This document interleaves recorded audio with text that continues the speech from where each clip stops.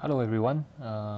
This is going to be a recap video of chapter 2, okay, about thermodynamic systems, and the following video will be a recap on the chapter 3, which is the first law of thermodynamics.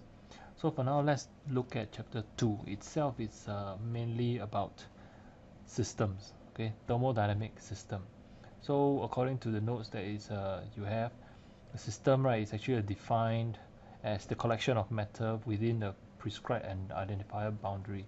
So in short, you can imagine that whatever that is within the dotted line is the system that we are concerned with.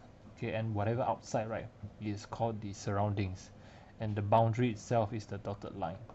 Uh, the exact location of the boundary uh, is not really that, you don't have to be that accurate as long as you capture the system itself.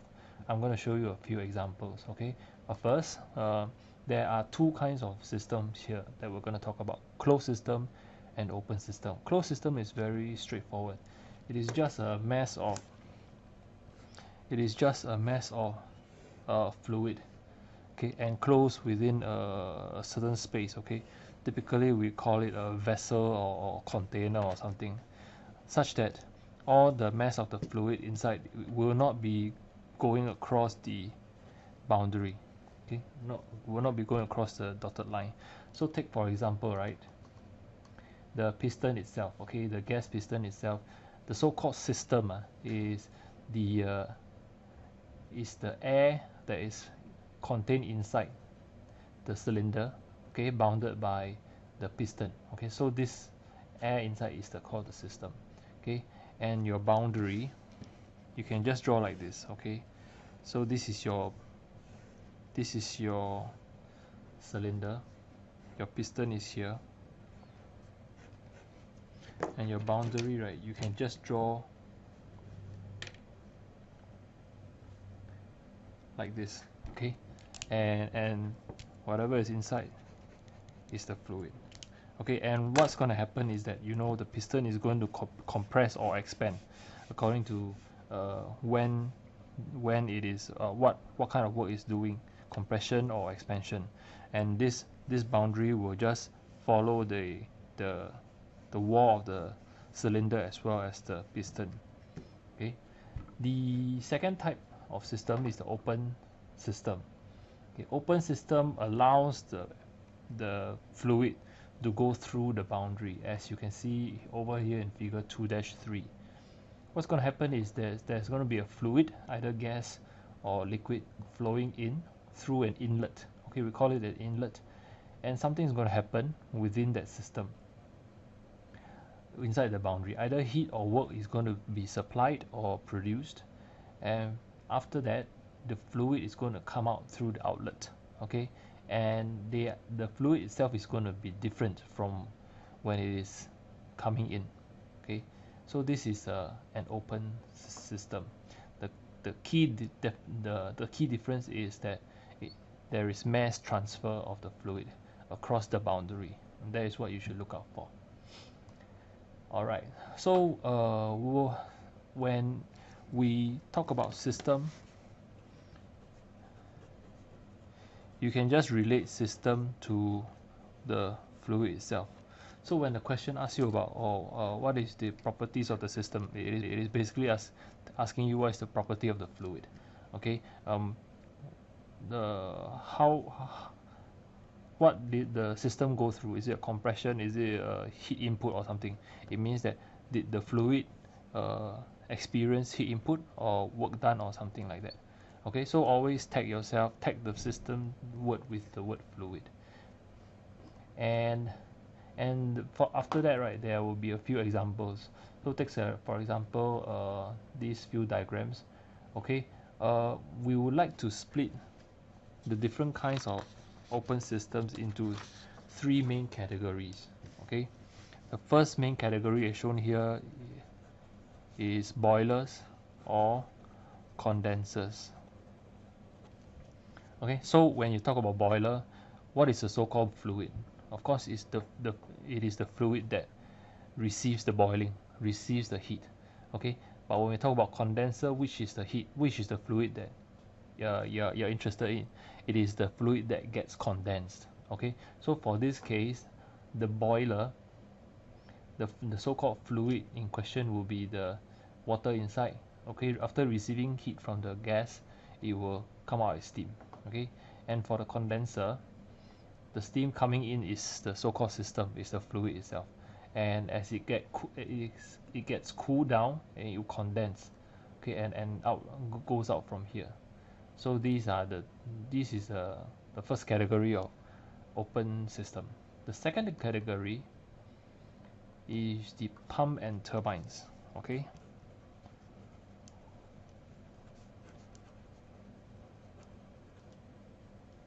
these are opposites, but actually their diagram is very similar. So what happened is that for a pump, these pump blades are going to rotate. Okay, they are going to be run by a driving shaft, by maybe an electrical power. And what it's going to do is, after rotation, it will move the fluid. Okay, which means the fluid will experience an increase in energy. Okay, by the pump blades itself, and it will come out, right, and it will come out with a higher energy state.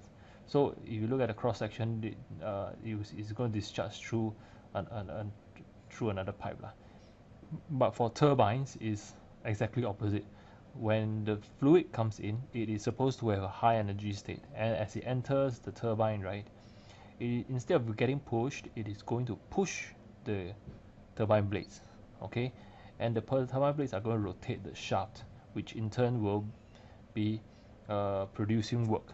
Okay, so this is the fundamental difference, but we consider them as one category of open system here. So together with boilers, you have two categories of system, open system, that we're interested in. Now the last one is nozzles and diffusers. Okay, so these devices are very straightforward. They have a fixed geometry. Okay, either it's a cone. So is, generally speaking, it's a cone. Okay, so flow either goes in from the small inlet and come out from the big outlet, or it go in from the big inlet and come out from the small outlet. So one direction, so from small to big, right, it's called a diffuser. From big to small is called a nozzle. The idea is to drive the flow through the mass conservation principle, right, to increase the speed of the flow or decrease the speed of the flow, according to which device you're looking at. So for nozzles, it will speed up. For diffusers, it's supposed to decrease the flow speed. Okay, so this is the third class of open system that we're looking at. And then you see that the boundary you can just draw like this. The boundary you can draw like this. The boundary you can draw like this, and this one you can just draw around the boiler and condenser. Okay, so what is the importance of all these systems?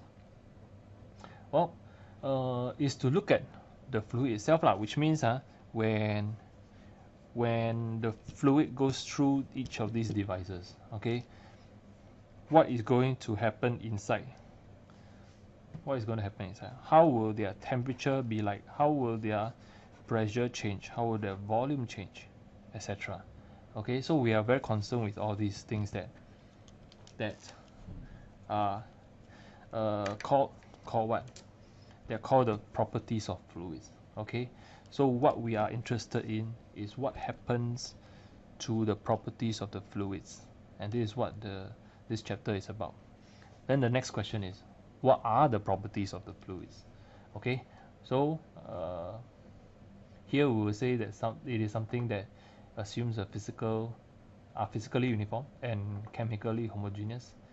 So for example, temperature, pressure, volume, internal energy, these are your properties that you will be interested in. Okay, and so what of these properties? Well, for this module, you need to know from the beginning to the end. Okay, from initial state to the final state. Okay, this is for closed system. For example, a piston compressed initially is this big volume, then after compression it is a smaller volume, right? So there are two states. There are always two states. But for open system, it is you compare between the inlet state and the outlet state. Okay, the state of what? The state of their properties. What pressure, what volume, what temperature. Okay, what internal energy. Compare it to the end, what pressure, what volume, what temperature, and what internal energy. Okay, so so to put it simply, right, if you study CAD drawing, okay, you know that your three axes x, y, z, right? X, y, and z. So if you have a certain value of x and a certain value of y, so we call it x1, y1, and a certain value of z, right? So with this x1, y1, z1 will define a point in the 3D space for you, correct? So now instead of x, y, z,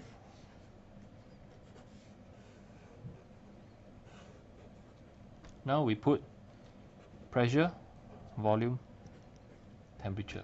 Okay, if I have a certain pressure, if I have a certain volume, and I have a certain temperature, what will that give you? It will actually give you also a point, but now this time the point in the 3D space is called a state.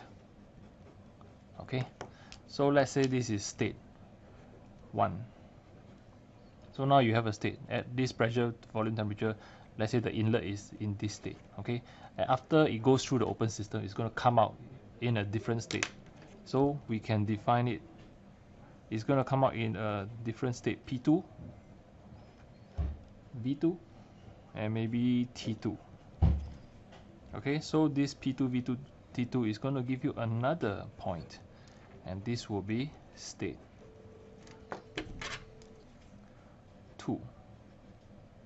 Okay, so from one state to the next, 2 points form a line, right? So these 2 points can form a line, okay, from state 1 to state 2, and this line will be what we call the process.